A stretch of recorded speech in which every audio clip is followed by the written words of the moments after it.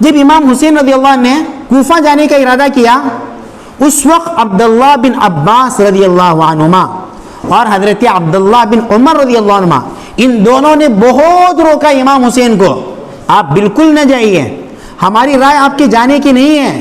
آپ نے نہیں دیکھا کوفہ والوں نے آپ کے والد کو کیسے ذبح کیا؟ حضرت عبداللہ بن عباس نے یہاں تک کہا اگر جانا ہی ہے تو اپنے بال بچوں کو لے کر نہ جاؤ، کہیں ایسا نہ ہو کہ تمہیں تمہارے بال بچوں کے سامنے ذبح کیا جائے۔ 2 سال کے بچے عبداللہ، باپ کے سامنے معصوم بچے کو شہید کیا گیا۔ جنگ جاری تھی، حضرت امام حسین رضی اللہ عنہ اپنے خیمے کے دروازے کے پاس آئے، ان کی نظر اپنے معصوم بچے پر پڑی، عبداللہ پر پڑی۔ آخری دیدار کے لیے، آخری ملاقات کے لیے بچے کو گود میں لیا اور بچے کو بوسہ دینے لگے، لاڈ کرنے لگے، پیار کرنے لگے۔ جب پیار کر رہے تھے یہ سوچ رہے تھے شاید درندے اس بچے سے بعد آئیں گے کم سے کم، لیکن ان درندوں کو بچے پر بھی رحم نہیں آیا۔ ظالم ابن موقد النار، اس نے ایک تیر لیا اور تیر سے وار کیا، تیر حلق سے اتر گیا اور تھوڑی ہی دیر میں آواز نکلے بغیر بچے کا سر پیچھے ڈھلک گیا۔ جب جنگ ختم ہوئی تو قافلہ جا رہا تھا، حضرت زینب امام حسین کی بہن، ان کی نظر پڑی معرکے کے میدان میں، اہل بیت شہید پڑا ہوا تھا۔ جب ان کی نظر پڑی، ان کی زبان سے ایسا مرثیہ نکلا ہے شاید آج تک کسی نے ایسا مرثیہ نہیں پڑھا، یا محمدا یا محمدا، ہائے دعائی ہے محمد صلی اللہ علیہ وسلم کی۔ صلی علیک ملائکۃ السماء، هذا حسین بالعراء مزمل بالدماء مقطع الاعضاء یا محمدا وبناتک سبایا وذریتک مقتلہ تصفی علیہا الصبا۔ ہائے دعائی ہے محمد مصطفیٰ صلی اللہ علیہ وسلم کی۔ یہ دیکھو حسین میدان میں پڑے ہوئے ہیں، خون سے ان کے بدن رنگین ہے، ان کے اعضاء بوٹی بوٹی ہوئے ہیں، تمہاری بیٹیاں قید میں پڑی ہوئی ہیں اور تمہاری نسل ذبح ہو چکی ہے۔ کوفہ والوں نے ان کو کفن بھی پہننے نہیں دیا، ہواؤں نے مٹی کو اڑایا اور ان کو مٹی کا کفن دے دیا۔ جنگ کا موقع تھا، عین جنگ، 10 محرم الحرام سن 61 ہجری، ظہر کا وقت آیا۔ امام حسین نے اپنے کسی ساتھی سے کہا کہ دشمن سے کہہ دو تھوڑی دیر کے لیے جنگ روک دیں۔ دشمن سے کہا گیا، دشمن نے کہا کہ نہیں، ہم جنگ نہیں روکیں گے، تمہاری نمازیں قبول نہیں ہیں۔ امام حسین نے پرواہ نہیں کی، اپنے جو بچے ہوئے ساتھی تھے ان کو 2 حصوں میں تقسیم کیا اور صلاۃ الخوف پڑھی۔ صلاۃ الخوف کا مطلب چند ساتھی نماز کے لیے کھڑے ہو جائیں، چند ساتھی جنگ کرتے رہیں، ان کی نماز سے فراغت کے بعد یہ ساتھی نماز پڑھیں اور وہ ساتھی جنگ کریں۔ عصر ہوتے ہوتے سارے ساتھی شہید ہو گئے۔ جنگ میں بھی ایک پیغام دیا کہ نماز معاف نہیں۔ آج ہماری حالت کیا ہے؟ بازار میں جاتے ہیں نمازیں چھوڑتے ہیں، میدان میں کھیل چل رہا ہے، گھر میں گیم چل رہا ہے، اسکول میں گیم چل رہا ہے، یا تو نماز بعد میں پڑھیں گے یا بھول جائیں گے۔ میدان جنگ میں انہوں نے پیغام دیا، زیر خنجر بھی پیغام سنایا ہم نے، قیامت تک آنے والے لوگوں کو پیغام دیا، نماز کبھی بھولنا نہیں، نماز کبھی چھوڑنا نہیں، اس حالت میں بھی نماز معاف نہیں ہے۔ اس لیے یزید کے بارے میں علماء کی رائے یہی ہے کہ خاموشی اختیار کرتے ہیں، نہ اس کی تعریف کریں گے نہ اس کی مذمت کریں گے، کیونکہ ایسا نہ ہوا اگر ہم اس سے محبت کریں، اس کو رحمت اللہ علیہ کہیں تو کل کیا ہوگا؟ اللہ ہم سے پوچھے گا وہ بھی قتل میں شامل تھا، تم نے کیوں رحمت اللہ علیہ کہا؟ اگر ہم لعنت اللہ علیہ کے اللہ کی لعنتیں ہو سکتا ہے اس کو پسند نہیں تھا ان کو شہید کرنا، تو اسی لیے ہم گنہگار ہو سکتے ہیں۔ باقی ہم لوگ اتنا کہہ سکتے ہیں جن جن لوگوں نے اہل بیت کی شہادت میں حصہ لیا، ہزاروں لاکھوں نہیں کروڑوں لعنتیں ہوں، کسی کا نام لے بغیر ہم لعنتیں کریں، جو بھی شریک تھا ان کو شہید کرنے کے لیے، ان کے گھرانے کو شہید کرنے کے لیے کروڑوں لعنتیں ان پر، ایسی بے دردی سے شہید کیا انہوں نے۔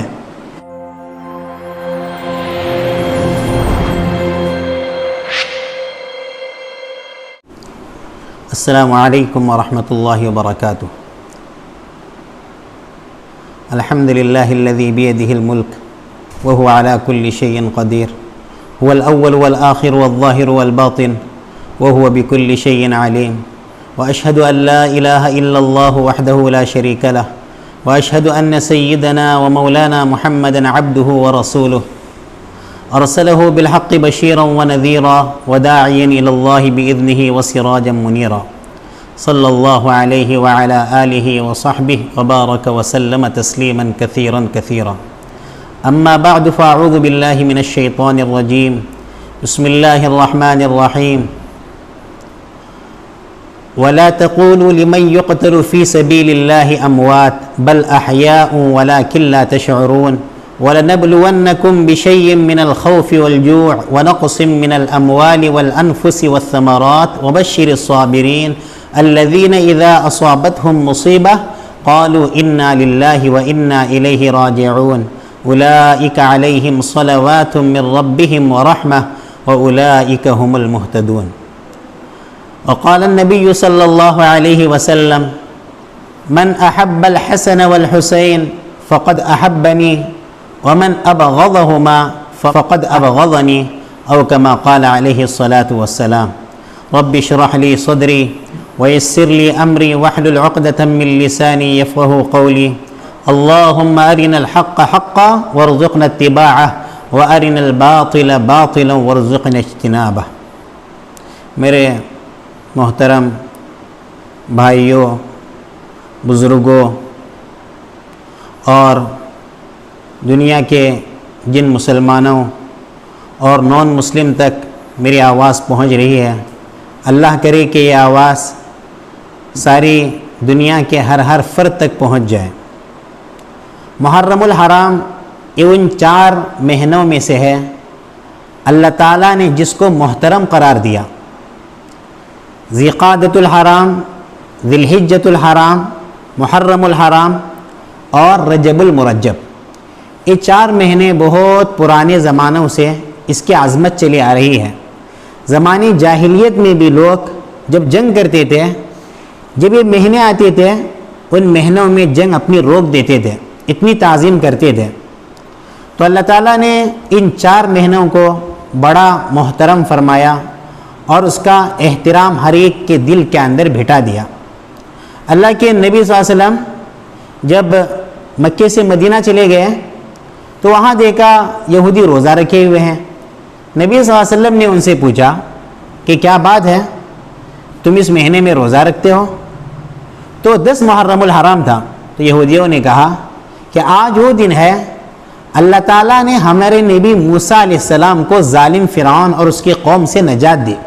اس کے شکر میں ہمارے نبی موسیٰ علیہ السلام نے بھی روزہ رکھا اور ہم بھی روزہ رکھتے ہیں.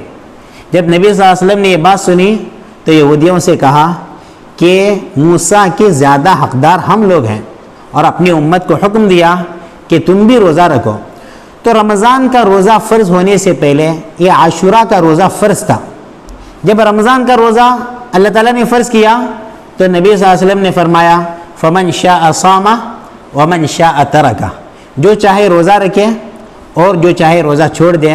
لیکن اللہ کے نبی صلی اللہ علیہ وسلم نے اس روزے کا ثواب یہ بیان فرمایا، حالانکہ روزہ مستحب، احتسب علی اللہ ان یکفر سنۃ التی قبلہ، مجھے امید ہے کہ سابقہ 1 سال کی گناہ اللہ معاف کرے گا. اور اللہ کے نبی صلی اللہ علیہ وسلم نے یہودیوں کی مشابہت دین میں بھی پسند نہیں فرمائی. فرمایا کہ 1 دن کا روزہ نہیں رکھو، اس سے پہلے کا 1 روزہ رکھو اس کے ساتھ یا اس کے بعد کا. ایک روایت میں آتا ہے صوموا یوما قبلہ ویوما بعدہ، 1 دن کا پہلے کا بھی روزہ رکھو اور 1 دن کے بعد کا بھی روزہ رکھو. یعنی 9 محرم الحرام 10 کے ساتھ اور 11 محرم الحرام کا بھی روزہ رکھو. اور ایک روایت میں او بعدہ فرمایا، یعنی 1 دن پہلے کا روزہ رکھو 10 کے ساتھ یا 1 دن بعد کا روزہ رکھو. تو اسی لیے ہم لوگ یا تو 9 اور 10 محرم کا روزہ رکھتے ہیں یا 10 اور 11 محرم کا روزہ رکھتے ہیں. اگر کوئی تینوں روزہ رکھے تو اس کو بھی فضیلت حاصل ہو جائے گی. تو اللہ کے نبی صلی اللہ علیہ وسلم نے اپنے زمانے میں ہجرت کا سال متعین نہیں فرمایا. جب عمر کا دور خلافت تھا سن 17 ہجری، ایک بہت بڑے صحابی حضرت ابو موسیٰ اشعری رضی اللہ عنہ نے خلیفہ ثانی حضرت عمر رضی اللہ عنہ کو مشورہ دیا کہ ہماری تاریخ متعین کرنی چاہیے کہ ہمارے سال کی شروعات ہو. حضرت عمر نے صحابہ سے مشورہ کیا تو کسی صحابی نے مشورہ دیا کہ ہمارے سال کا آغاز نبی صلی اللہ علیہ وسلم کی ولادت سے ہو. کسی صحابی نے مشورہ دیا نبی صلی اللہ علیہ وسلم کو جس سال نبوت ملی وہ ہمارا پہلا سال ہو. لیکن حضرت عمر نے خوب غور و خوض کے بعد فیصلہ فرمایا کہ ہمارا سال ہجرت سے شروع ہوگا. جس سال حضور صلی اللہ علیہ وسلم نے ہجرت کی مکے سے مدینہ، وہ ذی الحجہ کا مہینہ تھا، اس کے بعد محرم الحرام شروع ہو رہا تھا. تو جس سال حضور صلی اللہ علیہ وسلم کی ہجرت ہوئی، وہ محرم جو شروع ہوا سن 1 ہجری قرار پایا.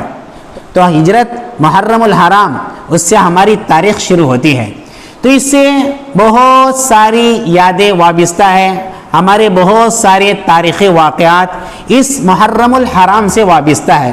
اس میں سب سے زیادہ جس کا تذکرہ کیا جاتا ہے اور اللہ نے جو واقعہ محرم الحرام کے مہینے میں پیش فرمایا، یہ ہے حضرت امام حسین رضی اللہ عنہ کی شہادت کا واقعہ. یہ یاد رکھیں، حضرت حسین رضی اللہ عنہ کی شہادت کی وجہ سے محرم کو فضیلت نہیں ہے، محرم کی فضیلت پہلے سے چلی آ رہی ہے. علماء نے فرمایا کہ 10 محرم کا روزہ نوح علیہ السلام نے بھی رکھا، موسیٰ علیہ السلام نے بھی رکھا. تو محرم کا امتیاز اللہ تعالیٰ نے پہلے ہی قرار دیا، لیکن حضرت حسین رضی اللہ عنہ کا اس میں شہید ہونا، یہ اللہ کی طرف سے حضرت حسین رضی اللہ عنہ کی منقبت تھی. ان کی فضیلت میں ایک اور حصہ ہے کہ اللہ نے حضرت حسین رضی اللہ عنہ کو شہادت کے لیے 10 محرم کا دن عطا فرمایا. تو ان کی شہادت کیسے ہوئی؟ اسلام کے لیے مسلمانوں نے 3 قسم کی شہادتیں دی ہے. ایک شہادت اسلام قبول کر رہے تھے، شروع اسلام تھا، تو جو صحابہ اسلام قبول کر رہے تھے، کافر ان کو مارتے تھے، زخمی کرتے تھے. بعض صحابہ کو کافروں نے شہید کیا، پھر جنگوں میں چلے گئے اسلام پھیلانے کے لیے، تو اس میں کافروں نے مسلمانوں کو شہید کیا. تو اسلام کو 4 دانگے عالم میں پھیلانے کے لیے جو قربانیاں دی، صحابہ نے اپنے آپ کو قربان کیا، ایک قسم کی شہادت ہے. اور دوسری شہادت جب حضرت محمد صلی اللہ علیہ وسلم دنیا سے وفات پا گئے، تو اس کے بعد ایک فتنہ کھڑا ہوا حضرت ابوبکر صدیق کے زمانے میں.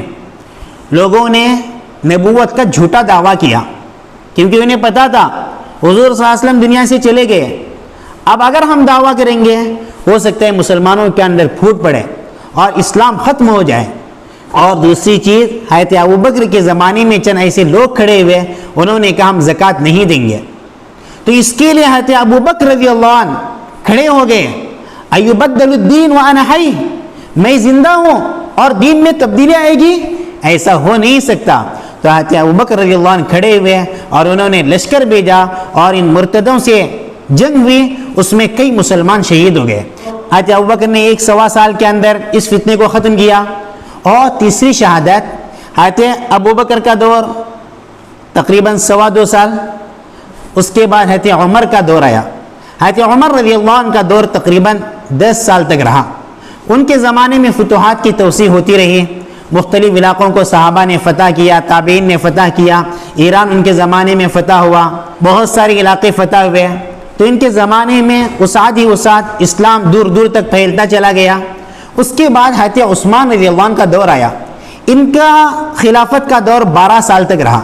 12 سال کے اندر پہلے کے 10 سال وہ تو حضرت عمر کی طرح انہوں نے بھی وسعت دی حکومتوں کو، مختلف علاقوں میں حکومتیں پھیلتی رہی، اسلام پھیلتا چلا گیا، وہاں کے لوگ مسلمان ہوتے چلے گئے، وہاں کے علاقے اسلامی خلافت کے اندر شامل ہوتے گئے.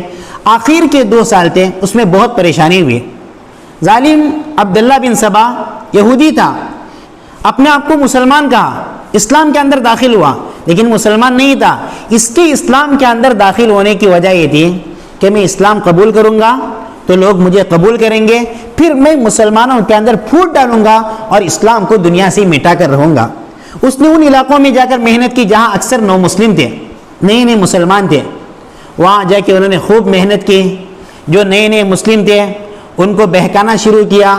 اس نے ایک دکھتی رگیں پکڑی لوگوں کی کہ کہا کہ دیکھو حضور صلی اللہ علیہ وسلم کا خاندان بنو ہاشم تھا، تو حضور صلی اللہ علیہ وسلم کے بعد خلافت کا حق ان کے خاندان کا تھا، لیکن ابوبکر بنو تیم کے تھے، انہوں نے ان کا حق مارا.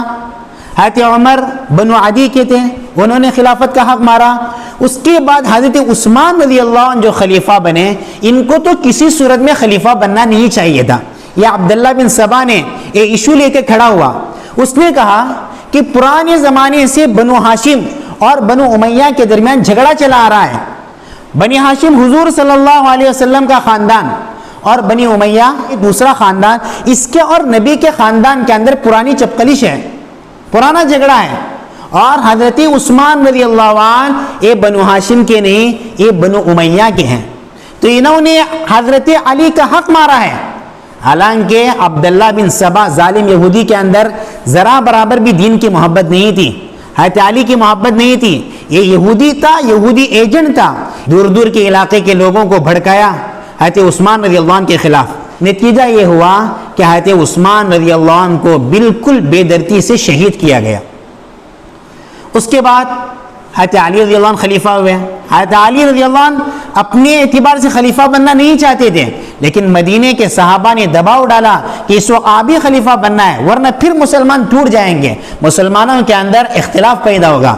حضرت علی رضی اللہ عنہ 5 سال خلیفہ رہے، لیکن 5 سال میں ان کو پل بھر کے لیے بھی سکون نہیں تھا.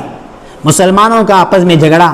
وہاں حضرت معاویہ رضی اللہ عنہ، ان کا کہنا تھا کہ حضرت عثمان رضی اللہ عنہ کو جس بے دردی سے شہید کیا گیا، سب سے پہلے ان کے خون کا بدلہ لینا ہے. حضرت عائشہ رضی اللہ عنہ کھڑی ہوئی، ان کا بھی کہنا یہ تھا سب سے پہلے حضرت عثمان رضی اللہ عنہ کے قاتلوں کا بدلہ لینا ہے. دونوں اپنی باتوں میں صحیح تھے. حضرت علی بھی چاہتے تھے کہ حضرت عثمان رضی اللہ عنہ کے قاتلوں کا بدلہ لے لوں، لیکن حضرت علی کہتے تھے اس وقت حالات ٹھیک نہیں ہیں، اگر اس وقت میں بدلہ لوں گا پتہ نہیں چلے گا اپنے کون ہے غیر کون ہے، اسلام کے حامی کون ہے اور اسلام کے دشمن کون ہے. اسی لیے تھوڑی دیر انتظار کیجئے، حالات قابو میں آنے دیں، اس کے بعد میں بدلہ لے لوں گا. بہرحال وہاں سے آتا عائشہ رضی اللہ عنہ اپنی فوج لے کر نکلی، تو نتیجہ یہ ہوا جنگ جمل پیش آئی. ایک رات میں 10,000 مسلمان شہید ہوئے. غلط فہمی ہوئی تھی. پھر حضرت معاویہ کے ساتھ حضرت علی کی جنگ ہوئی، جنگ صفین میں، اس میں تقریباً 74,000 مسلمان شہید ہوئے. پھر حضرت علی کے آخری دور میں جنگ نہروان ہوئی، اس میں بعض تاریخی روایات کے مطابق 4,000 مسلمان قتل ہوئے. تو نتیجہ یہ ہوا حضرت علی رضی اللہ عنہ کے 5 سال میں تقریباً 90,000 مسلمان دنیا سے چلے گئے، یہ آپسی جنگوں کی وجہ سے. اور یاد رکھیے اس میں کسی نے جان بوجھ کے کسی کو شہید نہیں کیا، غلط فہمی ہوئی.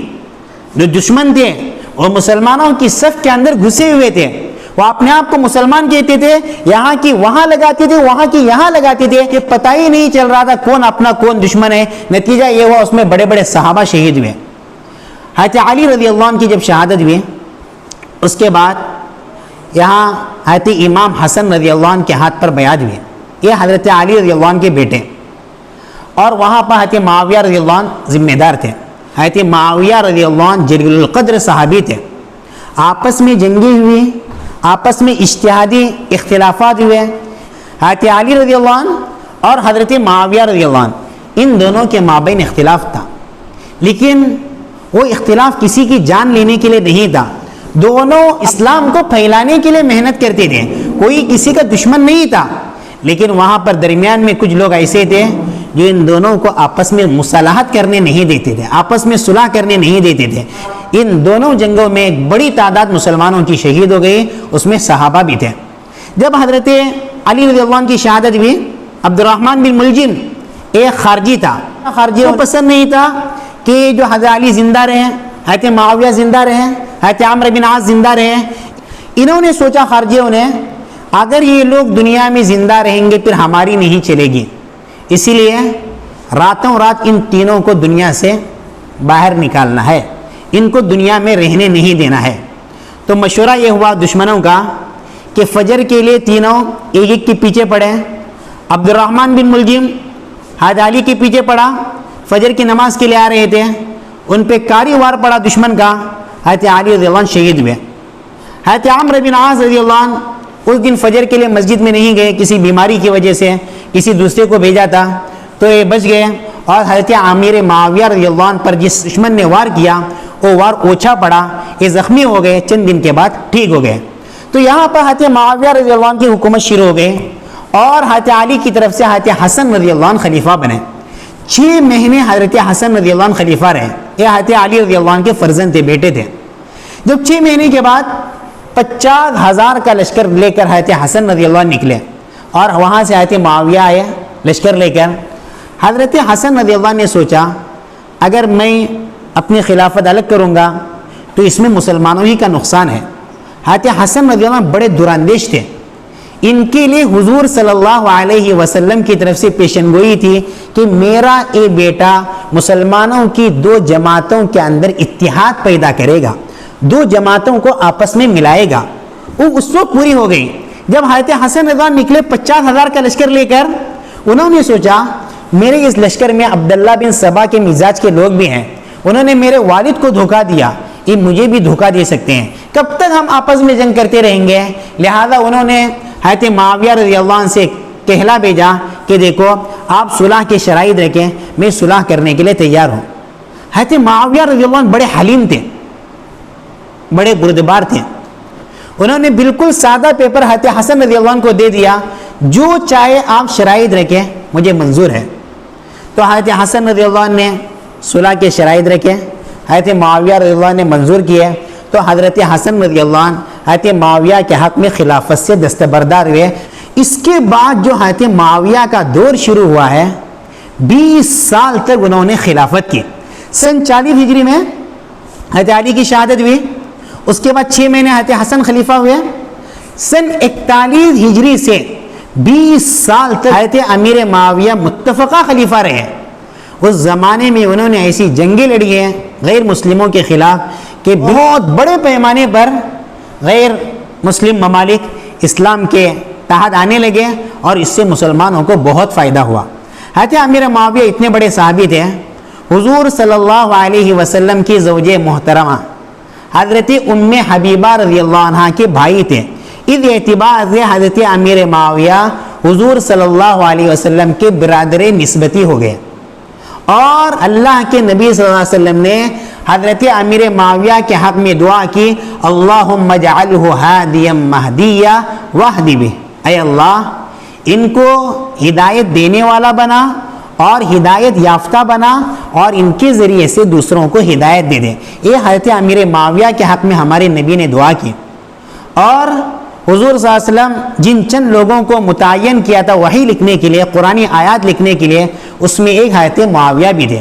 تو حضرت معاویہ رضی اللہ عنہ جلیل القدر صحابی، وَكُلًّا وَعَدَ اللَّهُ الْحُسْنَى، ہر صحابی کے لیے اللہ نے جنت کا وعدہ کیا ہے، اور اللہ نے ہر صحابی کے بارے میں فرمایا اولئک هم الراشدون، یہ سب نیک ہیں۔ تو حضرت امیر معاویہ کے بارے میں ہمارے دماغ میں بالکل ادنا درجے کا بھی یہ خیال نہیں ہونا چاہیے کہ نعوذ باللہ حضرت امیر معاویہ نے غلط کیا۔ ہم سوچنے کے لائق ہے ہی نہیں، بہت بڑے صحابی تھے، ہم ان کی پیروں کی دھول کو بھی نہیں پہنچ سکتے۔ ہر صحابی ہمارے لیے بہت عزیز، بہت محبوب، ہمارے لیے حبیب۔ کوئی صحابی کبھی جان بوجھ کے کوئی غلطی نہیں کی، ہو سکتا ہے صحابہ سے اجتہادی غلطی ہو جائے لیکن کسی نے جان بوجھ کے غلطی نہیں کی۔ تو حضرت امیر معاویہ کا جو 20 سالہ دور رہا خلافت کا، جب 10 سال ہو گئے تو ایک بہت بڑے صحابی حضرت مغیرہ بن شعبہ رضی اللہ عنہ جلیل القدر صحابی، یہ بڑے سیاستداں تھے، بڑے ماہر تھے۔ حالانکہ جب حضرت علی اور حضرت معاویہ کی جنگ ہو رہی تھی، اس جنگ میں انہوں نے حضرت علی کا ساتھ دیا تھا۔ اسلام بالکل شک نہیں کر سکتا حضرت مغیرہ کی نیت پر۔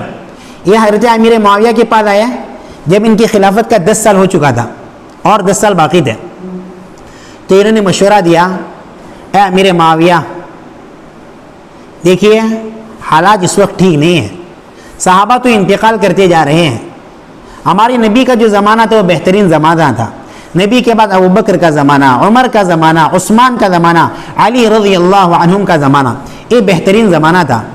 اب لوگ بہت سارے نئے اسلام لانے والے ہیں اور نبوت سے زمانہ بہت دور چلا جا رہا ہے، اسی لیے میرا مشورہ یہ ہے، میری رائے یہ ہے، آپ اپنے بعد کسی کو اپنا ولی عہد مقرر کیجئے کہ جو آپ کے بعد ہمارا ذمہ دار ہو۔ حضرت امیر معاویہ شروع میں تیار نہیں تھے، پھر ان کو بھی یہ رائے اچھی لگی، انہوں نے ولی عہدی کے لیے، ولی عہد کا مطلب بادشاہ کے بعد کون بادشاہ بنے گا، انہوں نے ولی عہدی کے لیے اپنے بیٹے کو مقرر کیا۔ ان کے بیٹے کا نام یزید تھا کہ میرے بعد میرا بیٹا بادشاہ بنے گا۔ اس زمانے میں 5 بڑے بڑے صحابہ زندہ تھے۔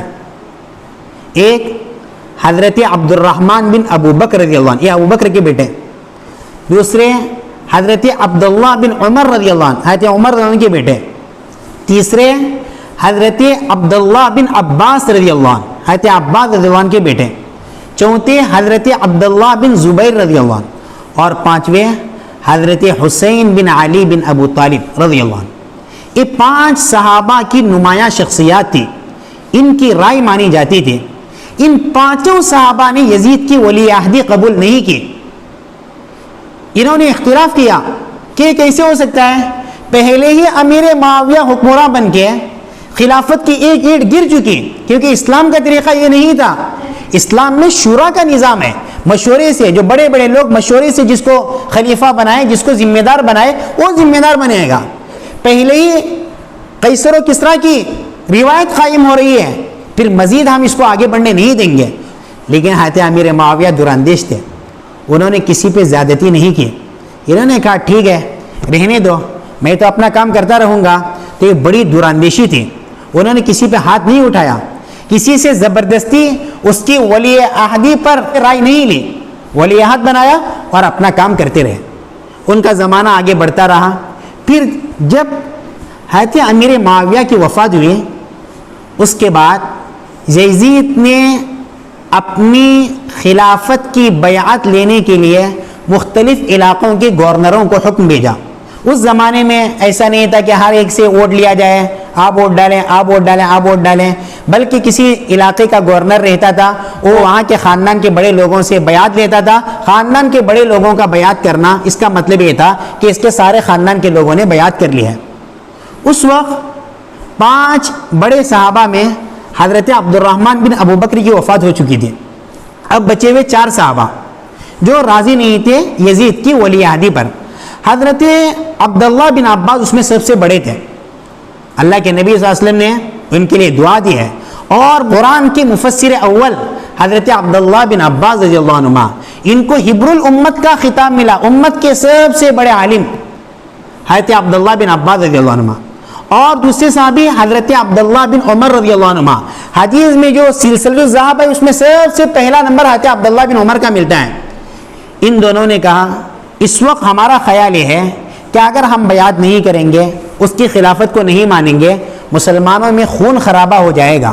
تو یہ بڑی غلطی ہوئی، لیکن اتنی بڑی غلطی نہیں ہے کہ اس کی وجہ سے مسلمانوں کے اندر خون خرابہ ہو جائے، مسلمان آپس میں مار کے ختم ہو جائے، اسی لیے ان دونوں نے بیعت کر لی۔ اب بچے ہوئے 2 صحابی صغار صحابہ میں ان کا شمار تھا۔ صغار صحابہ کا مطلب چھوٹے درجے کے صحابی نہیں، صغار صحابہ کا مطلب حضور صلی اللہ علیہ وسلم کے زمانے میں جن صحابہ کی عمریں کم تھی، اس میں ایک تھے عبداللہ بن زبیر رضی اللہ عنہ۔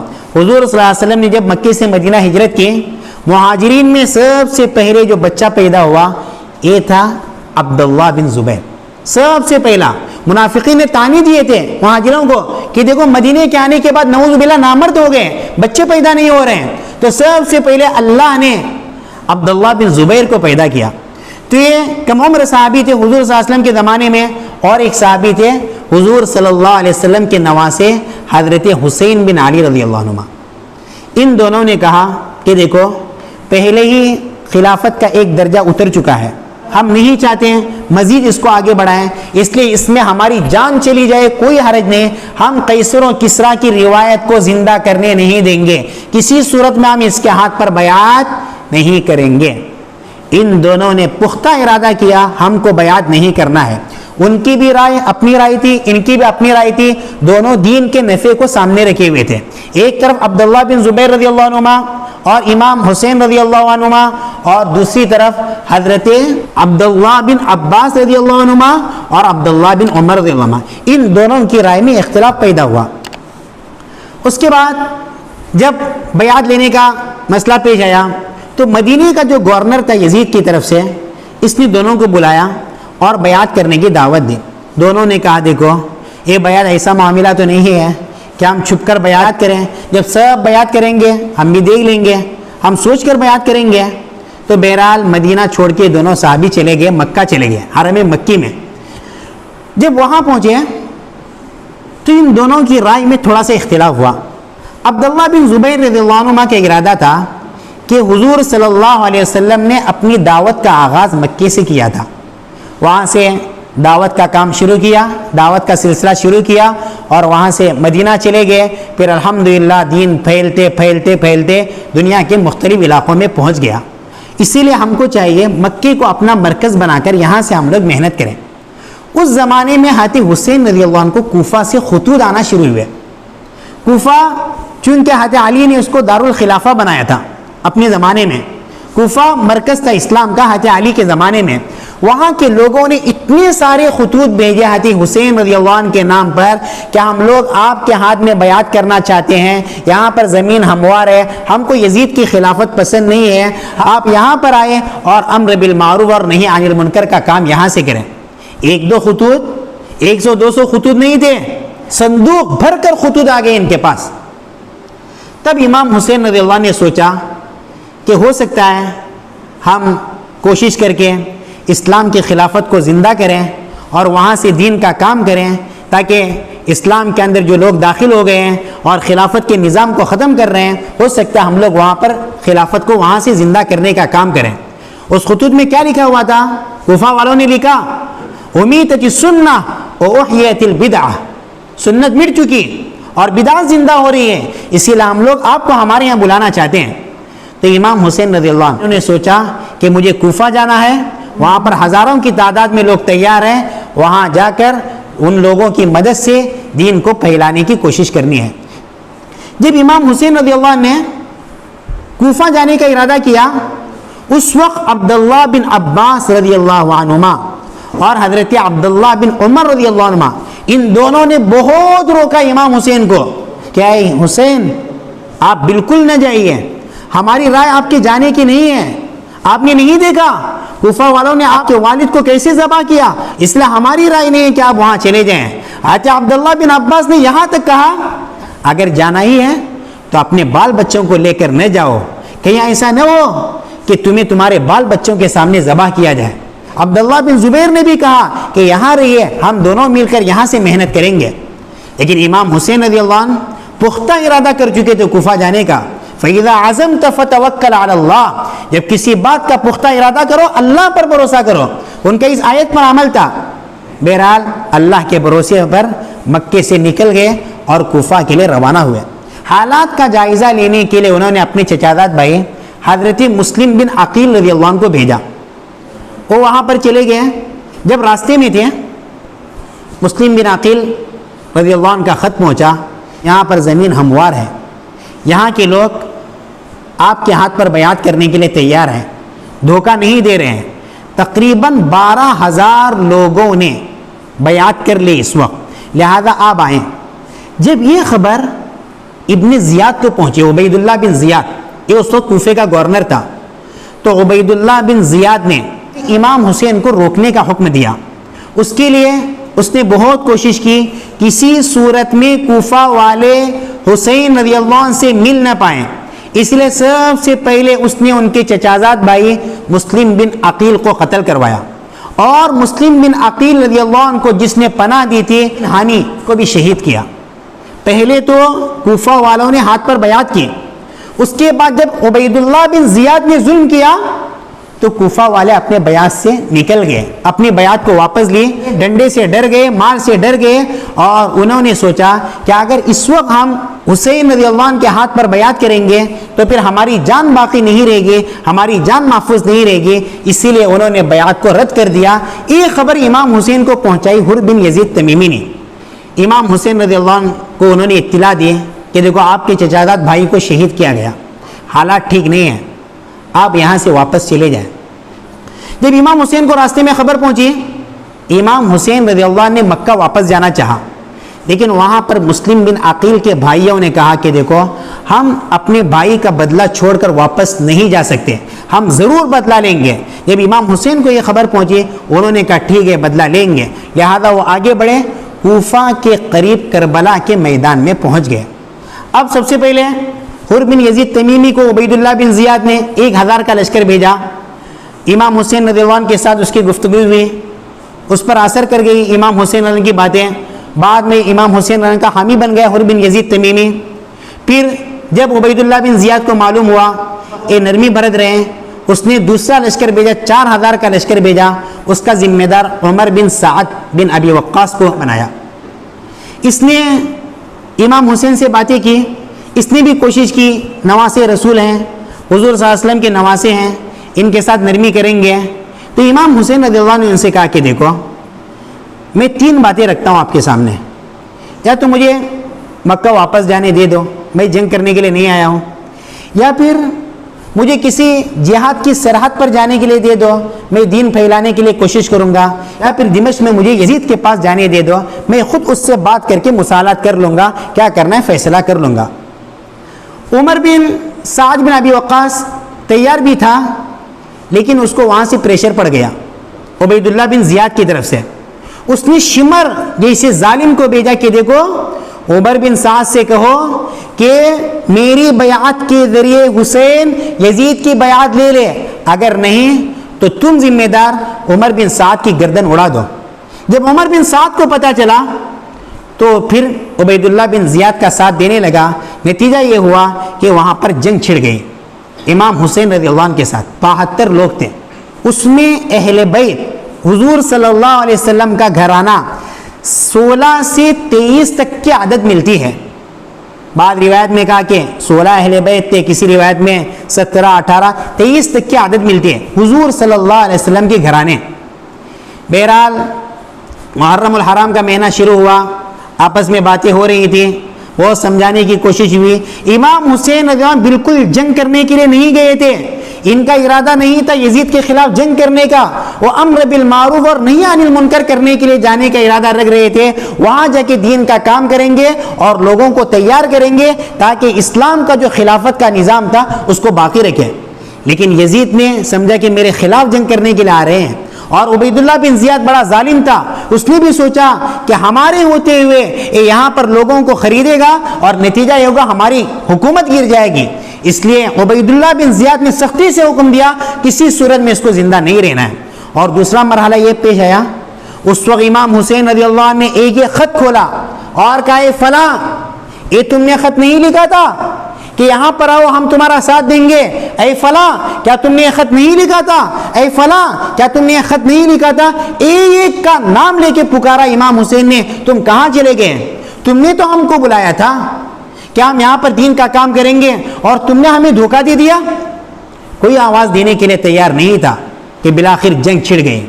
اس قدر ظالمانہ انداز میں ان اہل بیت کو شہید کیا گیا، ہم سوچ نہیں سکتے۔ شہید کرنے والے مسلمان، مارنے والے مسلمان، یہ دفاعی جنگ لڑ رہے تھے، یہ اقدامی جنگ نہیں تھی۔ امام حسین نے کبھی ارادہ نہیں کیا تھا مسلمانوں کو مارنا ہے، وہ تو بالکل امر بالمعروف اور نہی عن المنکر کے لیے وہاں چلے گئے تھے۔ ہماری تاریخ مٹائی جا رہی ہے، بہت سارے لوگ گوگل میں، یوٹیوب میں اور بہت ساری اسلام دشمن کتابیں لکھ رہے ہیں، اس میں صحابہ کے خلاف لوگوں کے ذہن کے اندر گوبر بھر رہے ہیں کہ صحابہ ایسے تھے، صحابہ ایسے تھے، نعوذ باللہ۔ یہ صحیح تاریخ میں آپ کے سامنے پیش کر رہا ہوں۔ شہید کرنے کی وجہ کیا تھی؟ کیونکہ کوفہ والے سمجھ رہے تھے اگر امام حسین زندہ بچ گئے تو ان کے پاس ہمارے خطوط ہیں، یہ خطوط سیدھے یزید کے پاس پہنچیں گے اور یزید ہمیں جینے نہیں دے گا، سب سے پہلے یزید آئے گا، ہمیں قتل کرے گا، کیونکہ تمہیں ہماری خلافت پسند نہیں، تمہیں امام حسین کی خلافت پسند ہے۔ اس لیے انہوں نے کیا کیا؟ ارادہ کیا کچھ بھی ہو جائے ایک بار جنگ کرنا ہے، ان کو یہاں سے زندہ واپس جانے نہیں دینا ہے۔ اس وقت شیطان نے ان کو یہ باتیں سجائی۔ 10 محرم الحرام سن 61 ہجری کربلا کے میدان میں جنگ چھڑ گئی۔ دشمنوں کی طرف سے بھی وار ہو رہا تھا اور اچھے لوگوں کی طرف سے بھی وار ہو رہا تھا۔ وہاں ظالمانہ وار تھا اور یہاں سے دفاعی جنگ تھی، اپنے آپ کو بچانے کے لیے جنگ تھی۔ اس لشکر میں 32 گھڑ سوار تھے اور 40 پیادہ یعنی پیدل جن کے پاس سواری نہیں تھی، جملہ 72 اچھے مسلمان تھے امام حسین کے ساتھ دینے والے۔ 72 مسلمانوں میں ایک ایک کر کے شہید ہوئے، مار بھی رہے تھے، شہید بھی ہو رہے تھے۔ بعض تاریخی روایت میں آتے ہیں انہوں نے 88 لوگوں کو قتل کیا۔ ان اچھے مسلمانوں نے اپنی جان بچانے کے لیے، بڑے بہادر تھے، بالکل پورے جگر کے ساتھ جنگ کر رہے تھے تاکہ اللہ کے نبی کے گھرانے کو بچایا جائے۔ جب سب جانثار شہید ہوئے، اب باری تھی اہل بیت کی۔ اہل بیت کا مطلب حضور صلی اللہ علیہ وسلم کا گھرانہ، حضور صلی اللہ علیہ وسلم کی اولاد، اب بچے ہوئے 16-17 اہل بیت. سب سے پہلے اہل بیت میں جو شہید ہوئے حضرت حسین رضی اللہ عنہ کے معصوم بچے علی اکبر. کربلا کے میدان میں امام حسین کے 2 بچے شہید ہوئے, علی اکبر اور معصوم عبداللہ. علی اکبر کو ظالم مرہ بن منقذ نے شہید کیا, اور 2 سال کے بچے عبداللہ باپ کے سامنے معصوم بچے کو شہید کیا گیا. جنگ جاری تھی, امام حسین رضی اللہ عنہ اپنے خیمے کے دروازے کے پاس آئے, ان کی نظر اپنے معصوم بچے پر پڑی, عبداللہ پر پڑی. آخری دیدار کے لیے, آخری ملاقات کے لیے بچے کو گود میں لیا اور بچے کو بوسہ دینے لگے, لاڈ کرنے لگے, پیار کرنے لگے. جب پیار کر رہے تھے, یہ سوچ رہے تھے شاید درندے اس بچے سے بعد آئیں گے کم سے کم, لیکن ان درندوں کو بچے پر بھی رحم نہیں آیا. ظالم ابن موقد النار, اس نے ایک تیر لیا اور تیر سے وار کیا, تیر حلق سے اتر گیا اور تھوڑی ہی دیر میں آواز نکلے بغیر بچے کا سر پیچھے ڈھلک گیا. تو ان کے حلق سے جب تیر نکل گیا تو امام حسین رضی اللہ عنہ نے ان کا خون اپنے ہاتھ میں لیا اور آسمان کی طرف ہاتھ اٹھایا اور اللہ سے دعا کی کہ یا اللہ, اگر تو نے ہم سے آسمان کی مدد روکی ہے تو تو خیر کا معاملہ فرما, وانتقم لنا من الظالمین, یا اللہ ہمارے حق میں ظالموں سے بدلہ لے لے. اور بعض روایت میں یہ دعا بھی ثابت ہے کہ یا اللہ ان کوفہ والوں نے ہم کو مدد کے لیے بلایا لیکن انہوں نے ہمیں مار ڈالا. حضرت امام حسین کے 2 معصوم بیٹے شہید ہوئے. ایک بچہ بچا مردوں میں, وہ تھا علی الاصغر, بعد میں ان کو زین العابدین کا لقب ملا. ظالم شمر نے اس کو بھی مارنے کی کوشش کی, لیکن حسین کا بیٹا علی زین العابدین اس وقت بیمار تھے, اس سے ان کی جان بچ گئی. حضرت علی کے 7 بچے شہید ہوئے. کیا ظالمانہ انداز میں شہید کیا, سب سے مظلوم ہستی تاریخ میں حضرت علی رضی اللہ عنہ کی. 7 بچے شہید, ایک امام حسین رضی اللہ عنہ, ایک عباس. یہ عباس کون تھے؟ ان کے ہاتھ میں جنگ کا جھنڈا تھا, اس لیے عباس کی شہادت اس وقت مشہور ہے, علی کے فرزند عباس. پھر محمد, یہ حضرت علی کے فرزند, ابو بکر, عثمان, جعفر اور عبداللہ. یہ حضرت علی کے 7 بچے شہید ہوئے. حضرت حسن کے 3 بچے شہید ہوئے, عبداللہ, ابو بکر اور قاسم. تو ان کی جب شہادت ہو رہی تھی تو اس وقت ان کا جو گھرانہ تھا اس میں عورتیں تھیں. شہادت سے پہلے حضرت امام حسین کی آنکھ لگ گئی. تھوڑی دیر بعد جب آنکھ ان کی کھل گئی تو انہوں نے کہا کہ دیکھو میں نے ابھی خواب میں نبی کو دیکھا, نبی صلی اللہ علیہ وسلم نے فرمایا انک تروح الینا, آپ کے استقبال کے لیے میں تیار ہوں, آپ ہمارے پاس پہنچ رہے ہیں. تو یہ واقعہ بہن حضرت زینب رضی اللہ عنہ تھی, ان کو بتایا تو انہوں نے کہا ہائے افسوس, یعنی ان کو پتہ چلا ابھی میرا بھائی بھی شہید ہو رہا ہے. اس وقت زینب رضی اللہ کی زبان سے نکل گیا ہائے میرے بھائی کی بے چینی, اور اپنے گال پہ تھپڑ مارنے لگی. تو یہ حالت دیکھ کے حضرت حسین نے ان کو منع کیا کہ دیکھو ایسا مت کرنا, میری موت کے بعد بھی ایسا نہیں کرنا. ماتم کرنے سے اللہ کے نبی صلی اللہ علیہ وسلم نے روکا ہے. جنگ کا موقع تھا, عین جنگ, 10 محرم الحرام سن 61 ہجری, ظہر کا وقت آیا. امام حسین نے اپنے کسی ساتھی سے کہا کہ دشمن سے کہہ دو تھوڑی دیر کے لیے جنگ روک دیں. دشمن سے کہا گیا, دشمن نے کہا کہ نہیں ہم جنگ نہیں روکیں گے, تمہاری نمازیں قبول نہیں ہیں. امام حسین نے پرواہ نہیں کی, اپنے جو بچے ہوئے ساتھی تھے ان کو 2 حصوں میں تقسیم کیا اور صلاۃ الخوف پڑھی. صلاۃ الخوف کا مطلب چند ساتھی نماز کے لیے کھڑے ہو جائیں, چند ساتھی جنگ کرتے رہیں, ان کی نماز سے فراغت کے بعد یہ ساتھی نماز پڑھیں اور وہ ساتھی جنگ کریں. عصر ہوتے ہوتے سارے ساتھی شہید ہو گئے. جنگ میں بھی ایک پیغام دیا کہ نماز معاف نہیں. آج ہماری حالت کیا ہے, بازار میں جاتے ہیں نمازیں چھوڑتے ہیں, میدان میں کھیل چل رہا ہے, گھر میں گیم چل رہا ہے, اسکول میں گیم چل رہا ہے, یا تو نماز بعد میں پڑھیں گے یا بھول جائیں گے. میدان جنگ میں انہوں نے پیغام دیا, زیر خنجر بھی پیغام سنایا ہم نے, قیامت تک آنے والے لوگوں کو پیغام دیا نماز کبھی بھولنا نہیں, نماز کبھی چھوڑنا نہیں. اس حالت میں بھی نماز معاف نہیں ہے. جب تمام لوگوں کی شہادتیں ہو گئی, اہل بیت کی بھی, ایک بچے تھے حضرت امام حسین رضی اللہ عنہ. کسی کو ہمت نہیں ہو رہی تھی, ہر کوئی قریب آتا واپس چلا جاتا. ظالم تانے دیتے ان کو کہ کیوں ان کو مار نہیں رہے, کیوں ڈر رہے ہو. تو زرعہ بن شریک تمیمی, اس نے تلوار سے وار کیا ان کی بائیں ہتھیلی اور بائیں کندھے پر.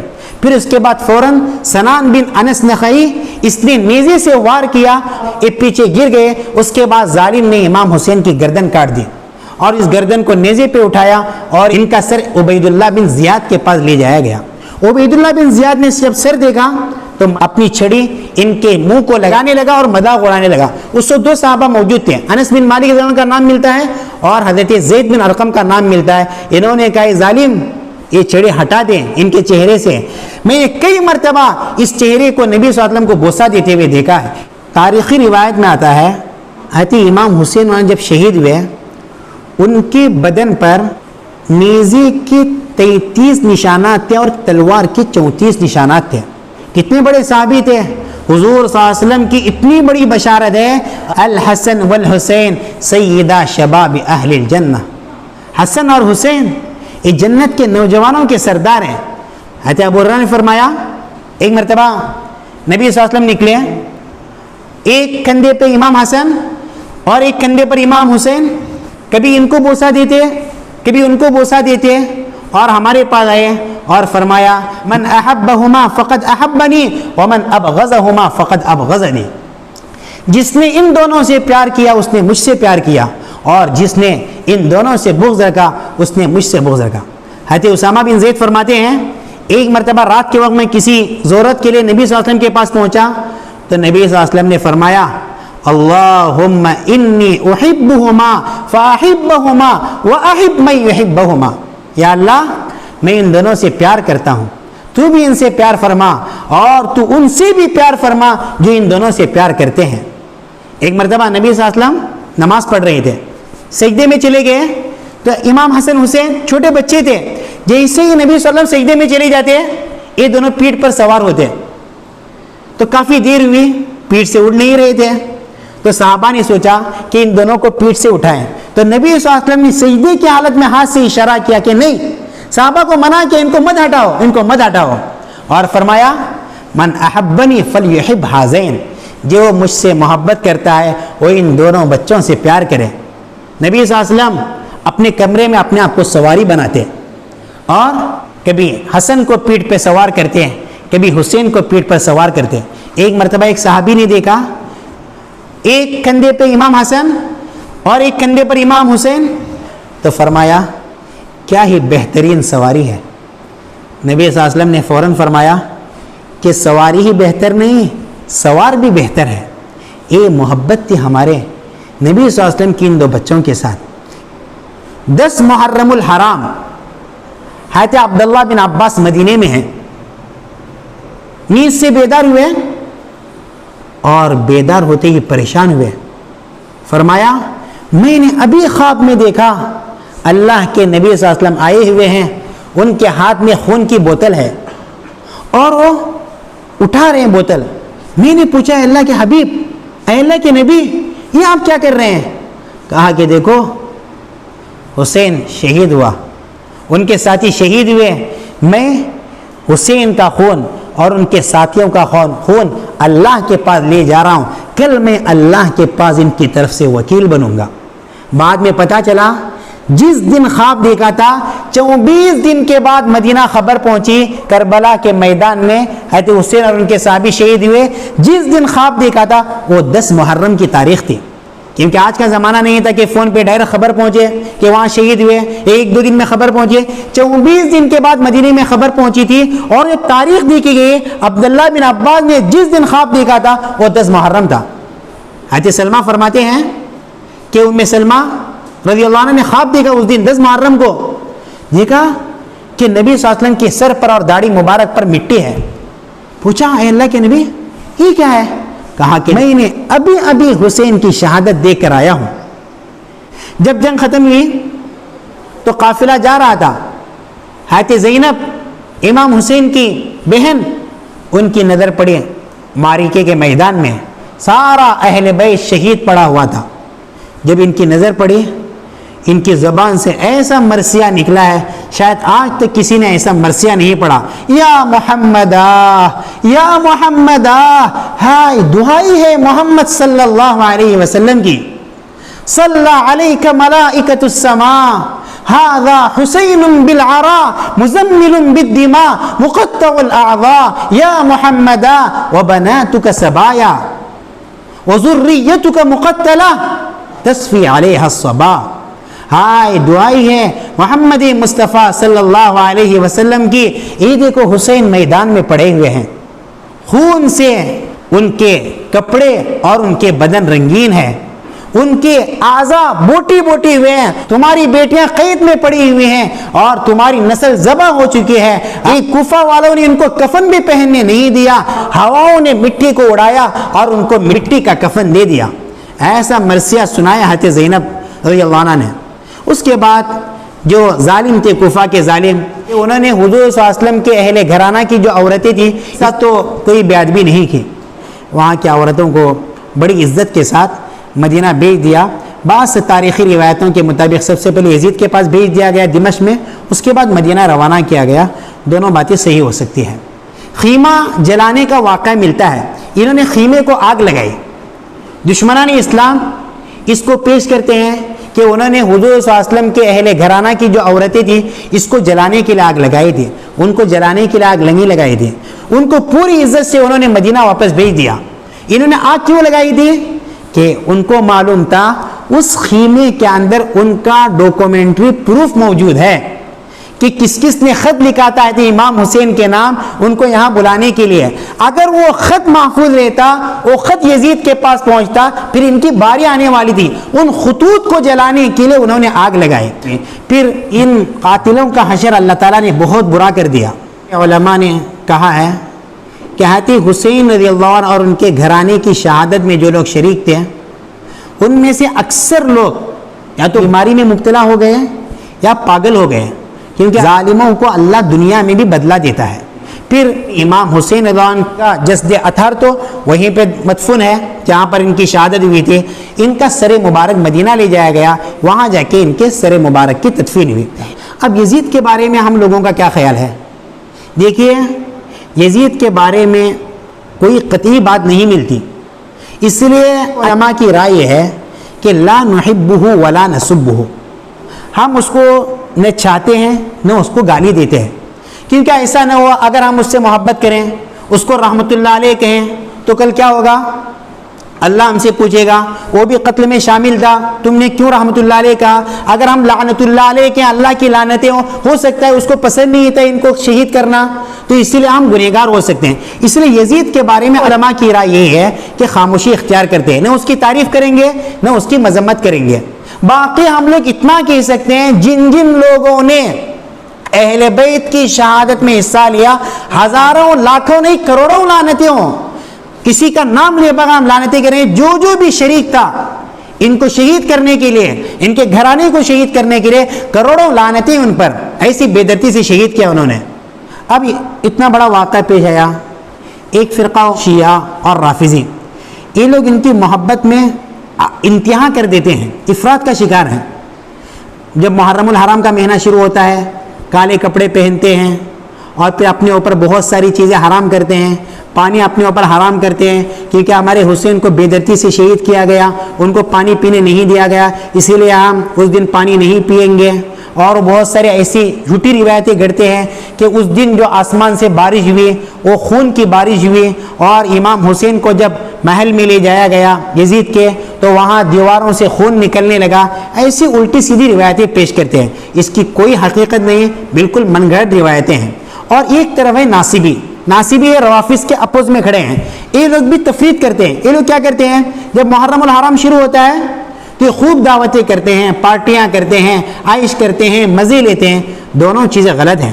دیکھو غم منانا جائز نہیں, لیکن ہمارے دل میں غم ہونا چاہیے کیونکہ اہل بیت سے محبت ہمارے دین کا حصہ ہے, ہمارے ایمان کا حصہ ہے, اس سے محبت ہونی چاہیے. یقیناً ہمارے اندر غم ہے لیکن ہم جاہلیت کی طرح کام نہیں کریں گے, ہم اپنے جیب نہیں پاڑیں گے, غریبان چاک نہیں کریں گے, کیونکہ اس سے پہلے بھی بڑے بڑے صحابہ شہید ہوئے. حضرت حمزہ جوان سید الشہداء یہ شہید ہوئے, حضور صلی اللہ علیہ وسلم کو بہت غم ہوا لیکن انہوں نے کبھی جاہلیت کی طرح غم نہیں کیا, نہیں اس کا حکم دیا. حضرت علی شہید ہوئے, حضرت عمر شہید ہوئے, بہت بڑے بڑے صحابہ شہید ہوئے, بالکل بے دردی سے ان کو شہید کیا گیا. نبی صلی اللہ علیہ وسلم نے فرمایا لیس منا من لطم الخدود وشق الجیوب ودعا بدعوى الجاہلیہ, وہ مسلمانوں میں سے نہیں ہے جو اپنی گریبان چاک کرے اور جو اپنے گالوں پر تھپڑ مارے اور جو جاہلیت کی طرح نوحہ کرے. اسے اسلام کبھی نوحہ کرنے کی اجازت نہیں دیتا. ہم غم کریں گے لیکن غم نہیں منائیں گے. ہم اچھے لوگوں کے حق میں دعا کریں گے. تو یہ چند باتیں تھیں محرم الحرام کی مناسبت سے. اس کے اندر ہم نے کوشش کی ہے صحیح تاریخ آپ لوگوں کے سامنے رکھنے کی. ہمارا یہ پیغام چار دانگ عالم تک پہنچ جائے, دنیا کے کونے کونے میں پہنچ جائے, تاکہ جو غلط فہمیاں پھیلی ہوئے ان غلط فہمیوں سے مسلمان بھی نکل جائیں اور غیروں کے دلوں کے اندر جو شکوک و شبہات ہیں ان سے غیر بھی نکل جائے. اللہ سے دعا ہے اللہ تعالی ہمیں عمل کی توفیق عطا فرمائے.